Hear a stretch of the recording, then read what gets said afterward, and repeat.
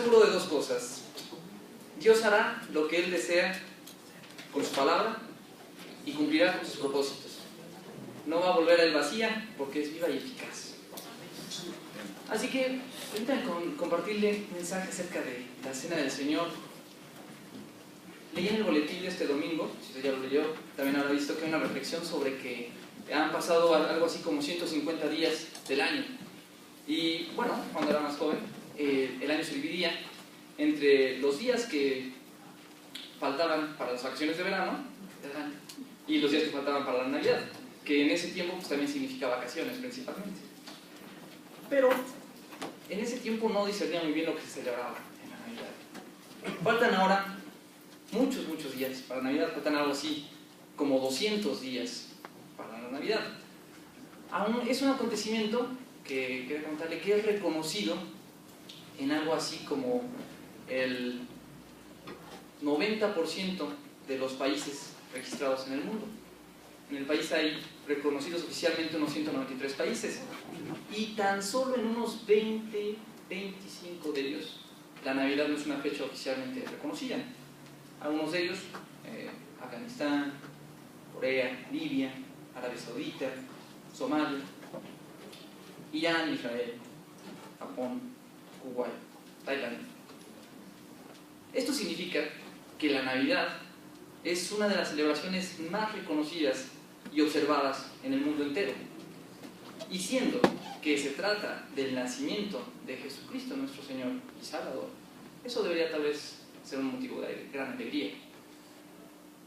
Lo que digo es que la Navidad, por su impacto social, cultural e incluso económico, ha pasado a ser para el mundo la conmemoración más grande de la cristiandad. Sin embargo, las cosas no siempre son lo que parecen, ya que para el mundo la celebración de la Navidad cada vez tiene un poquito menos que ver con Jesucristo, tiene un poquito más de afán comercial.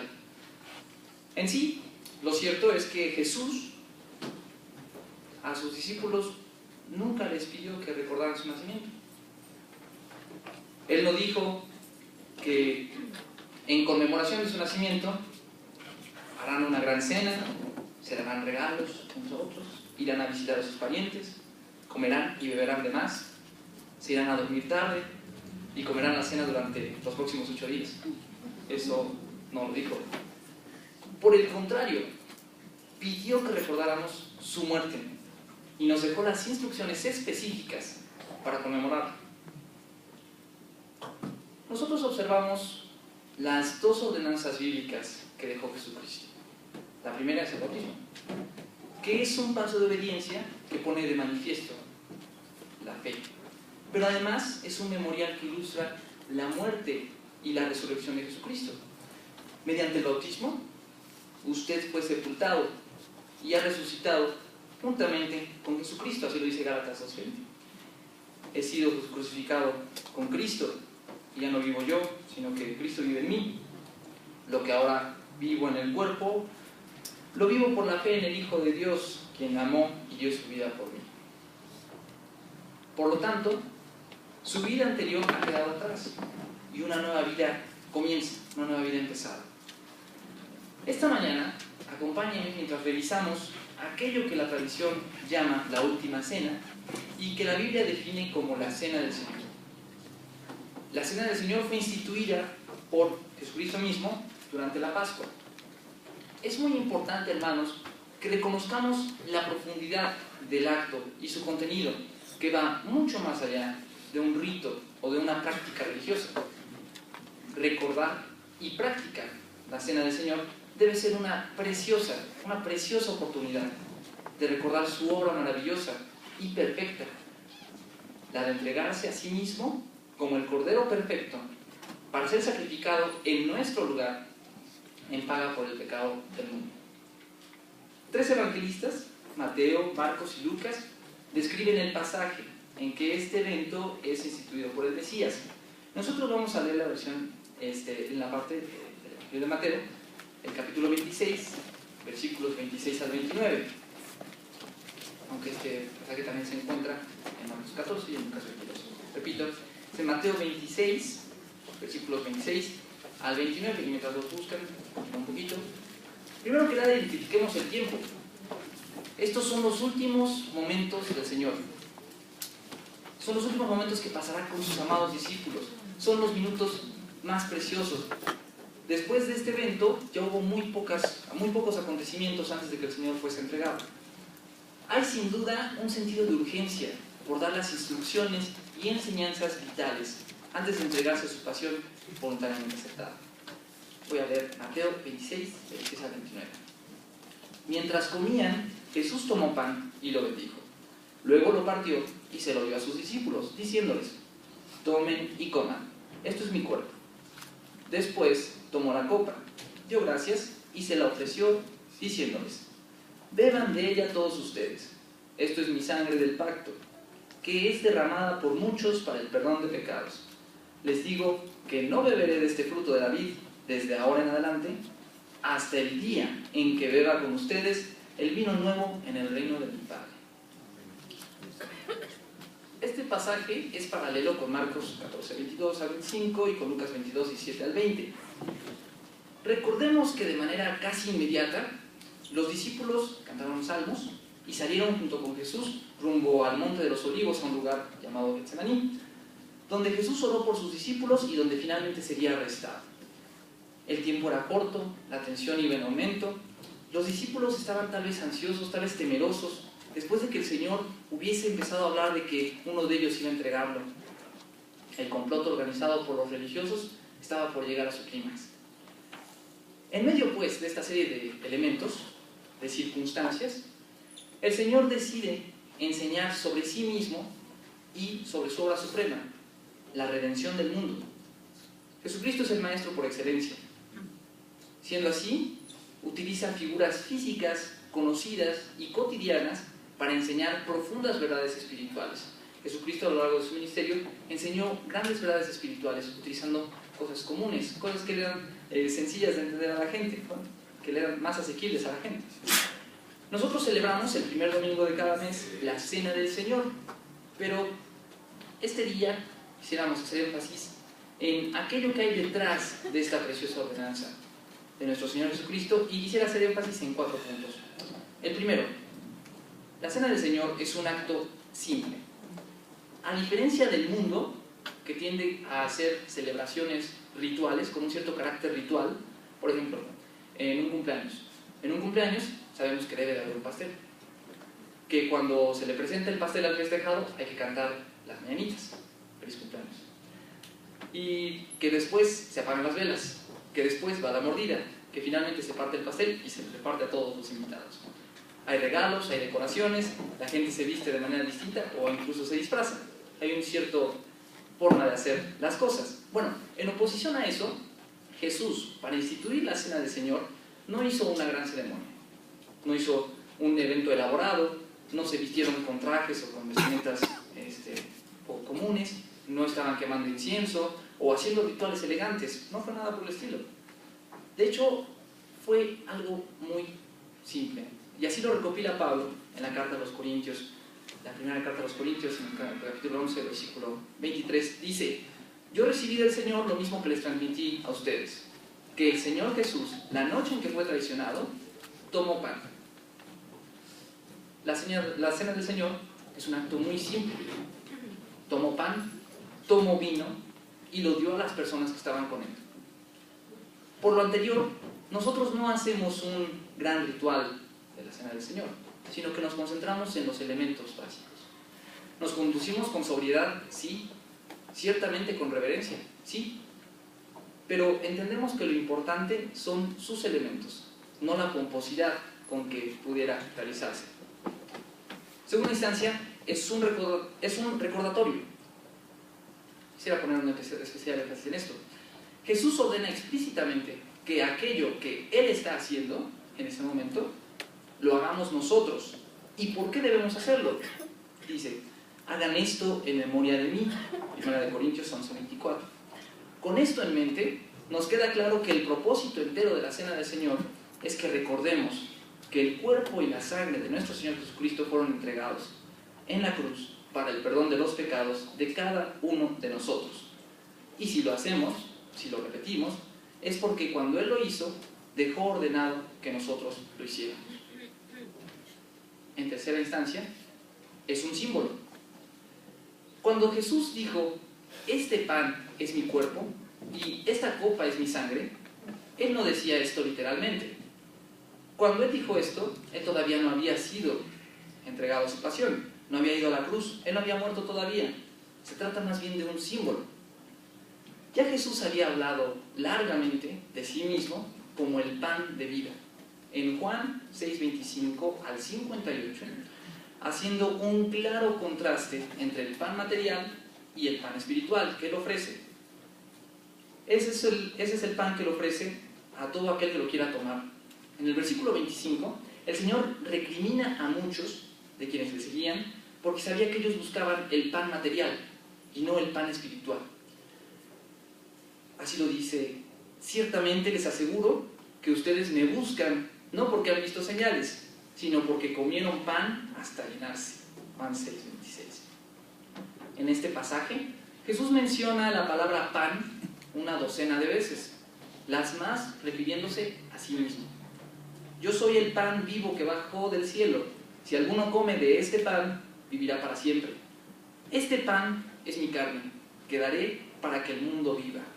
Juan 6:51. Sin embargo, los hombres con el entendimiento entenebrecido no entendían el simbolismo que estaba ocupando Jesús y se preguntaban, ¿cómo puede éste darnos a comer su carne? Porque buscaban un significado literal a esta expresión.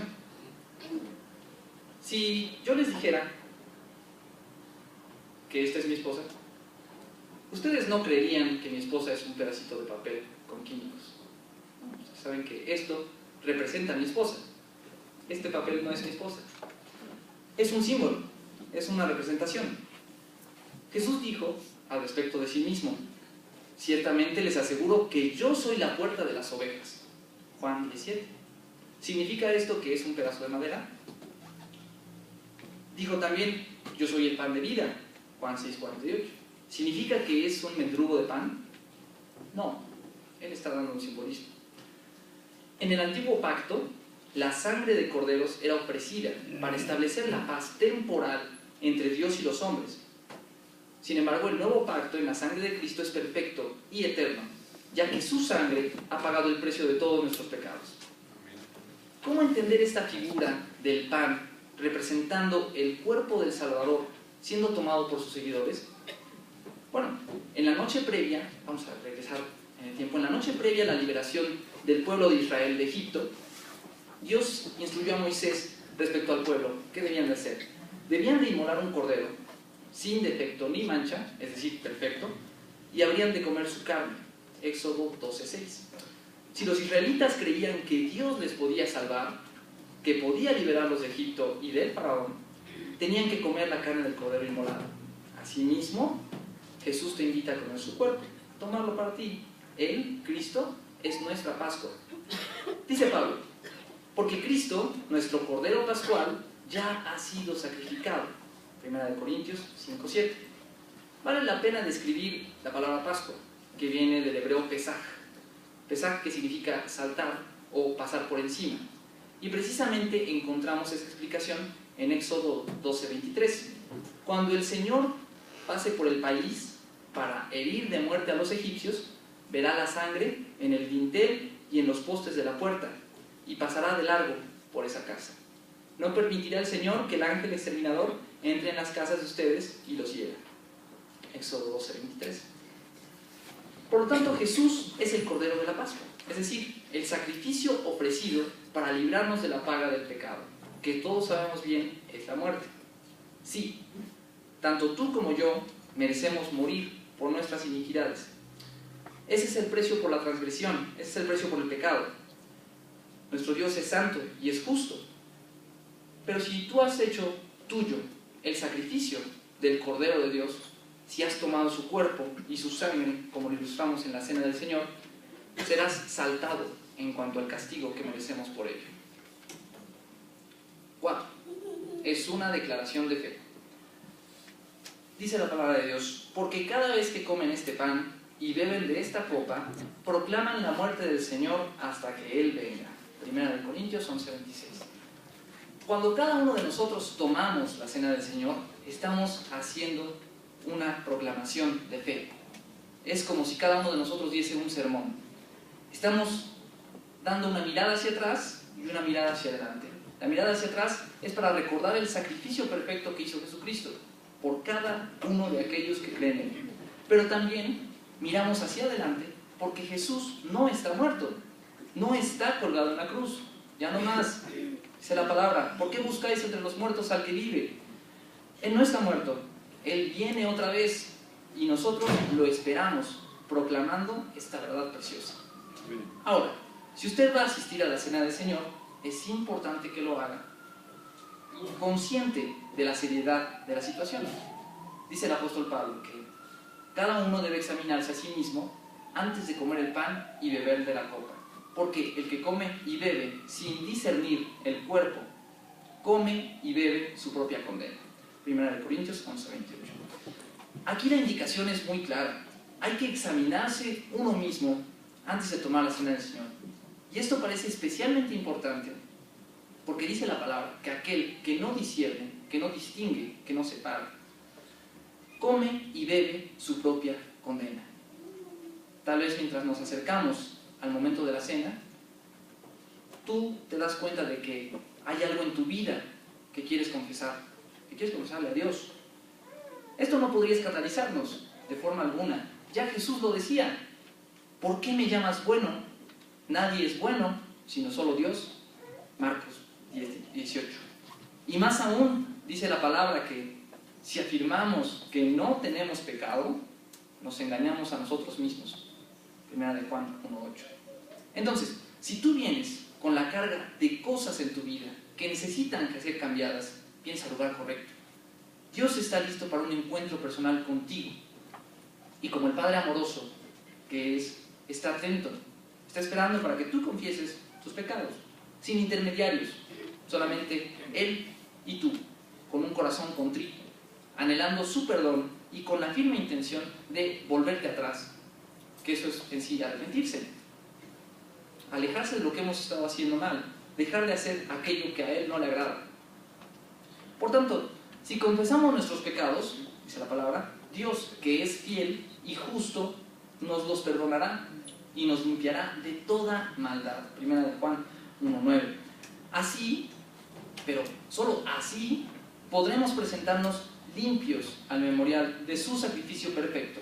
Así que yo te invito a que esta mañana comencemos reconociendo que bueno, no hay uno solo, y que nos engañamos y decimos que no tenemos pecado. Que confesemos a Dios nuestros pecados y que permitamos que Él nos limpie. Así como no hay comunión alguna entre la luz y las tinieblas, asimismo no es posible estar a medias con el Señor. Dice su palabra: no podéis beber la copa del Señor y la copa de los demonios. No podéis participar de la mesa del Señor y de la mesa de los demonios. 1 Corintios 10:21. Hermano, examínese, confíese, rededique su vida y restaure su relación con Dios. Restaurémosla, para que con la cena del Señor continuemos proclamando el sacrificio de Jesucristo hasta el momento en que, como Él lo prometió, cenemos nuevamente con Él en el reino de Dios. Que nuestro amoroso Padre continúe su obra perfeccionadora en cada uno de nosotros y les bendiga grandemente. Amén.